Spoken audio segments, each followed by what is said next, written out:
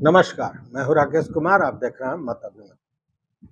मित्रों, पिछले दिनों से लगातार एक ही चर्चा सबसे ज़्यादा सुर्खियों में थी, केवल देश ही नहीं विदेश तक में, और वो थी अंबानी परिवार की शादी। अंबानी परिवार ने भोड़ा प्रदर्शन किया है, अमीरी का प्रदर्शन किया जा रहा है, नाटक हो रहा है, तमाम तरह की बातें, जितने लोग उतनी उनके उनके विचार, और उसी हिसाब से सारे लोग इस विवाह को देख रहे थे।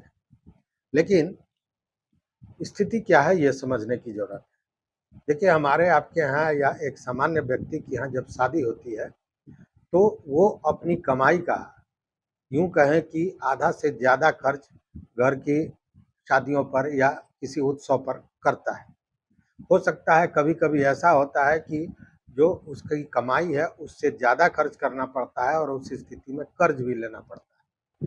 लेकिन अंबानी ने जो ये शादी की है उसमें वो जो खर्च किया है वो उसकी कमाई का 0.5% ही है। 0.5% मतलब कमाई का बहुत छोटा हिस्सा उन्होंने शादी में खर्च किया है। अब इससे अंदाज कर सकते हैं कि उनकी कमाई कितनी होगी। अब एक दिन में उनकी कमाई 2345 करोड़ से ज़्यादा है एक दिन में। मतलब कि जो शादी में उन्होंने खर्च की 5000 करोड़, वो मात्र 2 दिन की कमाई है, जबकि हमारे यहाँ उससे ज़्यादा होती है। उनकी जो संपत्ति है, नेट संपत्ति है, वो है 123.2 अरब डॉलर की, जबकि शादी पर खर्च हुआ मात्र 5000 करोड़, बहुत छोटा अमाउंट कमाई के हिसाब से। ये दूसरी बात है कि सामान्य जो भारत के लोग हैं उनके हिसाब से इतनी बड़ी शादी कि उसमें 10-20 हजार लड़कियों की शादी हो सकती थी। यह दूसरी बात है। अब जरा इस शादी में कुछ खास क्या था, यह देखने वाली बात थी। हालांकि वो एक हम लोग के यहाँ कहावत है, जाकी रही भावना जैसी, प्रभु मूरत देखी तिन तैसी। तो जिस तरह की भावना थी उस तरह से इन सारे चीज़ों का मूल्यांकन कर रहा था, इन सारे चीज़ों का विश्लेषण कर रहा था। अब शादी अमूमन हम लोग के यहाँ 2 दिन, 3 दिन, 4 दिन का उत्सव होता है, लेकिन यह महीनों से चल रहा था। प्री वेडिंग इटली में हुआ जिसमें लगभग 730 करोड़ खर्च हुआ। उसके बाद जामनगर में हुआ था जिसमें लगभग 1200 करोड़ रुपए खर्च हुए। तो ये सारी चीज़ें चली और उसके बाद ये 3 दिवसीय शादी हुआ जिसमें 5000 करोड़ खर्च किया गया। अब इस शादी में दिखावे की बात हो रही है कि बहुत दिखावा किया गया। तो दिखावा अमूमन हर जगह, छोटे से बड़े जगह पर। मुझे याद है कुछ दिन पहले मैं एक हमारे यहाँ काम करने वाले हैं उनके यहाँ मैं गया था, तो पता ये चला कि 10,000 से ज़्यादा का तो केवल उसके यहाँ जो शादी है बिटिया की, उसमें मुर्गा खरीदा गया है, जबकि एक बड़ा अमाउंट उस व्यक्ति के लिए 10,000 है। लेकिन 10,000 का मुर्गा एक सामान्य मजदूर ने खरीदा था, तो इसे क्या कहेंगे। अब उसकी बात छोड़ दीजिए, दिखावा ये हर जगह होता है शादी में, इससे भी नहीं है।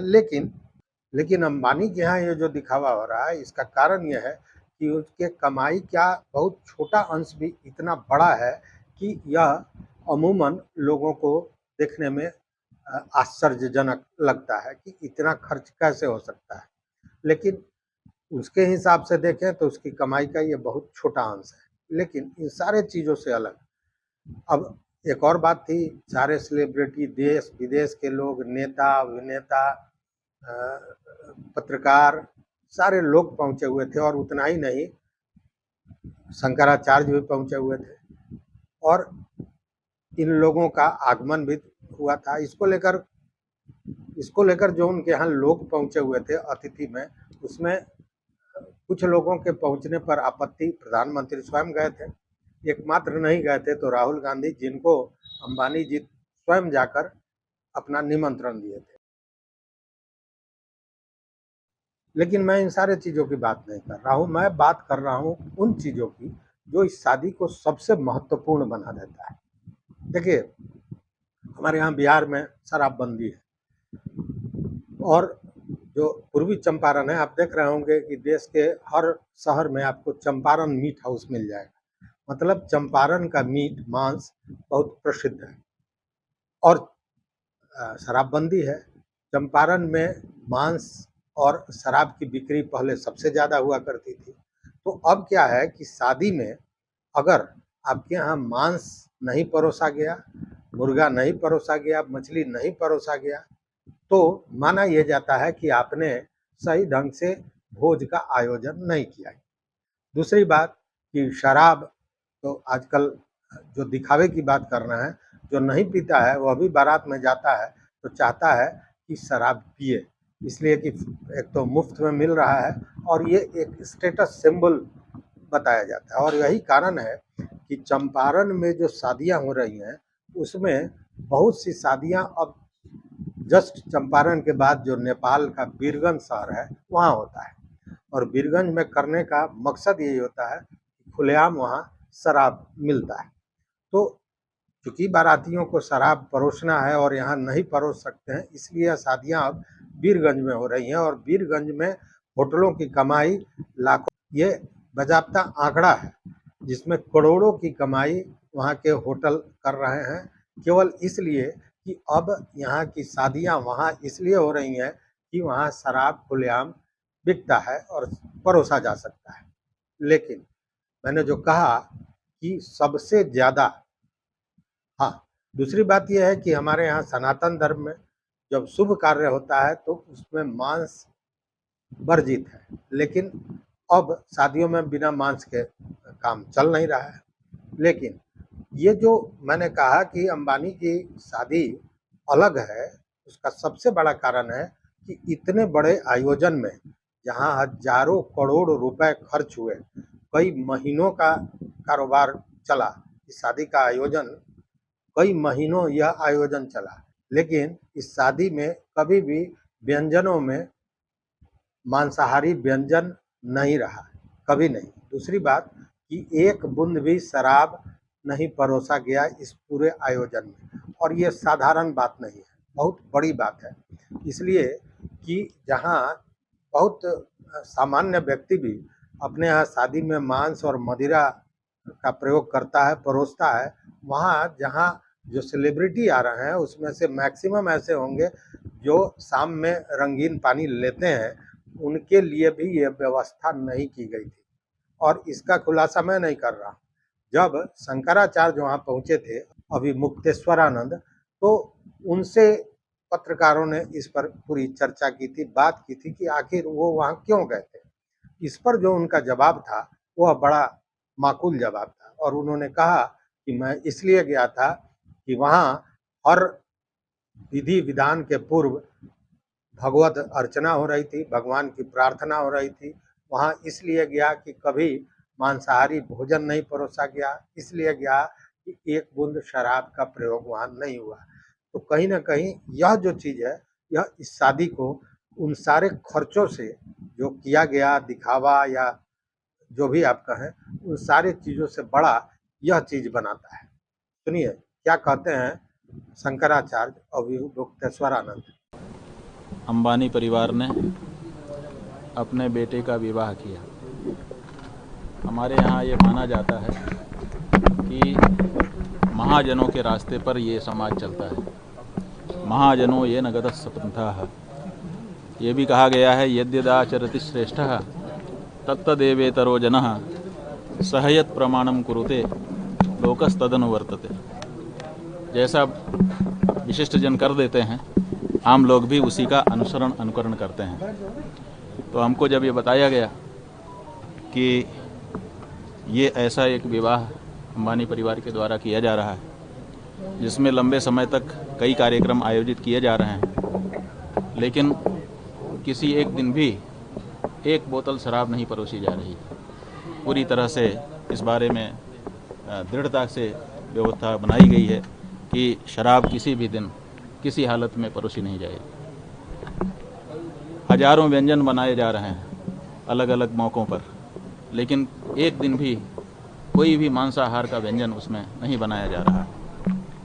इतना ही नहीं, बहुत सारी जो धार्मिक विधियां हैं उनका यथावत अनुपालन किया जा रहा है। और आशीर्वाद गोष्ठी में पहले भगवान की पूजा करके उनसे आशीर्वाद लिया जा रहा है, फिर गुरुजनों से आशीर्वाद लिया जा रहा है, फिर श्रेष्ठ पुरुषों से आशीर्वाद लिया जा रहा है। इस तरह से भारतीय संस्कृति का अनुसरण करते हुए ये विवाह किया जा रहा है। तो हम लोगों ने समझा कि ऐसे कार्य को अपना आशीर्वाद देना चाहिए, जिससे हमारे देश में अब क्या हो गया है हम जानते हैं। हम तो बड़े लोगों में भी जाते हैं और सामान्य लोगों में भी जाते हैं, गरीब से गरीब घर में भी जाते हैं। हमको पता है आज परिस्थिति ये है कि विवाह का आयोजन करने पर बाराती ही नहीं आते, कह देते हैं कि हमारे लिए क्या व्यवस्था है, अमुक चीज़ की व्यवस्था है कि नहीं। हमारे पास लोग आते हैं रोते हुए कि हम शराब नहीं परोसना चाहते, लेकिन बारातियों की मांग है, महाराज जी हम क्या करें। वो कह रहे हैं कि हम आएंगे ही नहीं, हमारे लिए क्या व्यवस्था है। और अगर व्यवस्था ना करो तो वापस नाराज होकर चले जाते हैं। तो जहाँ देश में ऐसी परिस्थिति बन गई हो कि कोई भी उत्सव बिना शराब के न तो शुरू होता हो न तो पूरा होता हो, वहाँ पर इतना बड़ा आयोजन एक व्यक्ति ने करके दिखा दिया जिसमें शराब नहीं परोसी, जिसमें मांसाहार नहीं परोसा। तो ये एक बहुत अच्छा कार्य हम लोगों को लगा। तो हम लोगों ने समझा कि जा करके इनको आशीर्वाद करना चाहिए, और उन्होंने बड़ी श्रद्धा से बुलाया था और मर्यादा रखते हुए सब निभाया भी। तो मित्रों आपने सुना, अब बताइए कि क्या अंतर है। देखिए खर्च सभी करते हैं, जो जिस हैसियत से है उस हैसियत से करता है। अंबानी ने भी अपनी हैसियत के अनुसार खर्च किया, लेकिन यह जो चीज़ सामने आई है यह निश्चित रूप से अद्भुत है, और इसको और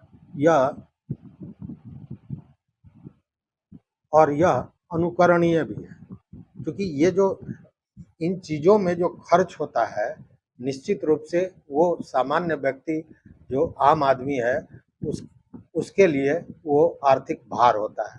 तो इन चीज़ों, और दूसरी बात कि शादियों में आप देखते होंगे कि हॉर्स फायरिंग हो रहा है, लोग दारू पिए गोली चलाए, किसी को लग गया, इस तरह की दुर्घटनाएं भी होती हैं, आपस में मार पीट, ये सारी चीज़ें होती हैं। तो इन सारे चीज़ों पर रोक लग सकता है, और सनातन धर्म के अनुसार जो शादी होती है उसका एक उदाहरण पेश किया जा सकता है। अगर मांसाहार